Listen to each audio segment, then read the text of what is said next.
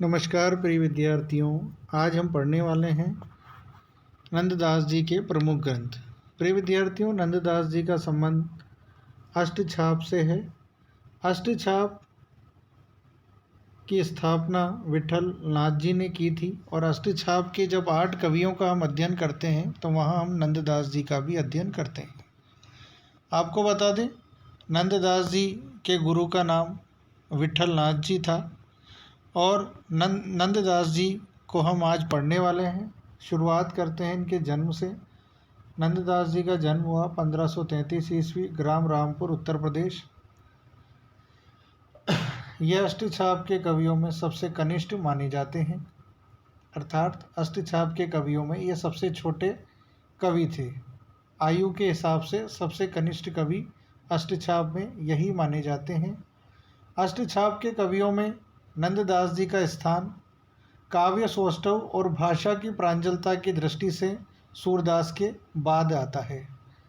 अर्थात ये काव्य सौष्ठव और भाषा की प्रांजलता की दृष्टि से सूरदास के बाद प्रमुख कवि माने जाते हैं। आगे देखते हैं इनकी प्रमुख रचनाएं। प्रिय विद्यार्थियों, इनकी रचनाएं परीक्षा में कई बार पूछी जा चुकी है। तो इनकी रचनाओं में है अनेकार्थ मंजरी, मान मंजरी, सुदामा चरित्र, विरह मंजरी, रूप मंजरी, प्रेम बारखड़ी, श्याम सगाई, रुक्मणी मंगल, भंवर गीत कई बार परीक्षा में पूछी गई। रास पंचाध्यायी, ये इनकी बहुत प्रसिद्ध रचना मानी जाती है। रास पंचाध्यायी, सिद्धांत पंचाध्यायी, दसम स्कंद भाषा, गोवर्धन लीला, अनेकार्थ माला, नंददास पदावली। प्रिय विद्यार्थियों, ये नंददास जी की प्रमुख रचनाएं हैं और परीक्षा में लगभग इन्हीं में से रचनाएं पूछी जाती है। आगे देखेंगे इनकी रास पंचाध्यायी रचना के बारे में। रास पंचाध्यायी इनकी सर्वश्रेष्ठ रचना मानी जाती है। यह रोला छंद में लिखित रचना है।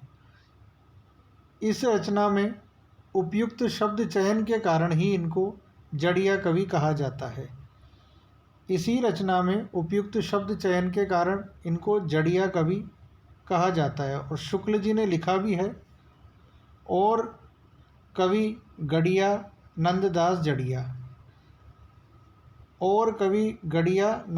जड़िया, तो इनको इसी रचना के कारण जड़िया कवि कहा जाता है। किस रचना के कारण? रास पंचाध्यायी रचना के कारण।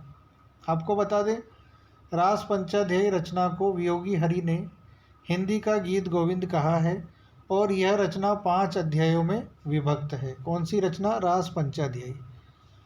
हिंदी के समस्त भ्रमर गीतों में नंददास का भंवर गीत दार्शनिक दृष्टि से सर्वश्रेष्ठ है।